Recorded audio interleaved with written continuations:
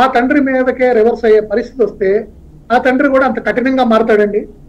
ఇంకోటి కూడా చెప్తున్నా, ఈ రోజు అతనికి అతను ఎక్స్పెక్ట్ చేసిన షేర్ ఆఫ్ అసెట్స్ కానీ డబ్బులు కానీ ఆస్తులు వాటెవర్ అతనికి రాపోవచ్చు, కానీ ఇతను సక్రమ మార్గంలో వెళ్ళినప్పుడు, ఇతను కరెక్ట్ గా ఉన్నప్పుడు, ఆ తండ్రి ఆలోచనలకు తగ్గట్టు మార్కెట్ లో ఆ తండ్రికి పేరు తెచ్చేటట్టు అతను ఎప్పుడైతే కరెక్ట్ గా ఉన్నప్పుడు మీరు చూడండి, ఖచ్చితంగా మళ్ళీ మోహన్ బాబు తనకి ఏదైతే విష్ణుకో లేకపోతే ఎవరికో లక్ష్మీ ప్రసన్న గారికో ఏదైతే బెటర్ గా చేశాడు తనకు చేయలేదని తను ఫీల్ అవుతున్నాడో డెఫినెట్ గా తనకు అవన్నీ ఇవ్వగలడు.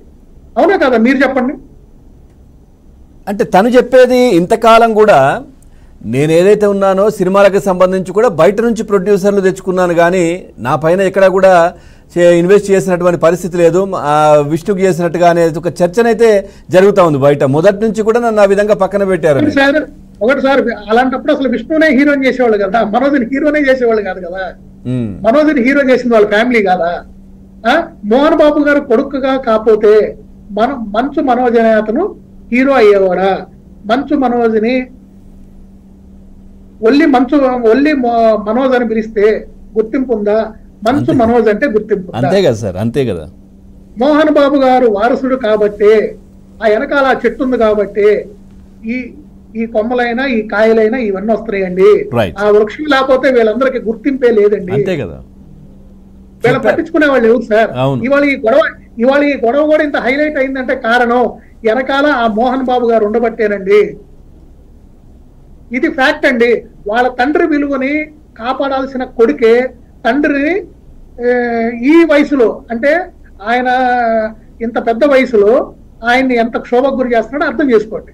తండ్రి గౌరవాన్ని పెంచాలి బిడ్డలు, కానీ ఈ రోజు ఆ తండ్రిని ఎంత క్షోభకు గురి చేస్తున్నారు. మీ అబ్జర్వేషన్ ఏంది? ఇప్పుడు ఈ మా ఎన్నికల తర్వాతనే ఈ విధంగా కావడానికి కారణం ఏమై ఉంటుందంటారు?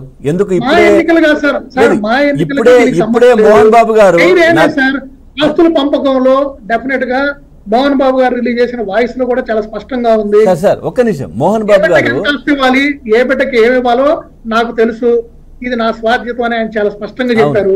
సో అక్కడే మనకు ఆ పాయింట్ దొరికింది. సో ఆస్తుల పంపకాల్లో ఇతను ఎక్స్పెక్ట్ చేసిన విధంగా తండ్రి నుంచి రాలేదు. మెయిన్ గా మోహన్ బాబు గారు మెయిన్ గా మోహన్ బాబు గారు అన్నది అది కూడా ఇంకొక విషయం కూడా, అతిగా తాగడం, అతిగా డ్రింక్ చేయడం, ఆ తర్వాత మన దగ్గర పని వాళ్ళ పైన మీరు కొట్టడం తగదురా, వాళ్ళు ఎక్కడి నుంచి వచ్చి మన దగ్గర పని చేస్తున్నారు, వాళ్ళని ఆ విధంగా చేయొద్దు అని చెప్పి అన్నారు. అంటే అట్లాంటి మనస్తత్వమేనా?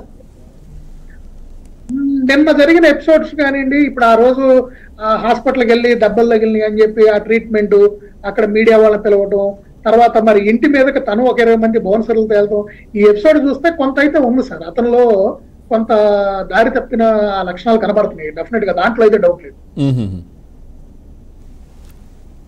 ఒకటి సార్, నిజంగా అతను 100% క్లీన్ అయితే అంత కొడుకును తండ్రి బ్యాక్ చేసుకుంటాడా? మీరు ఆలోచించండి. అదే అంటే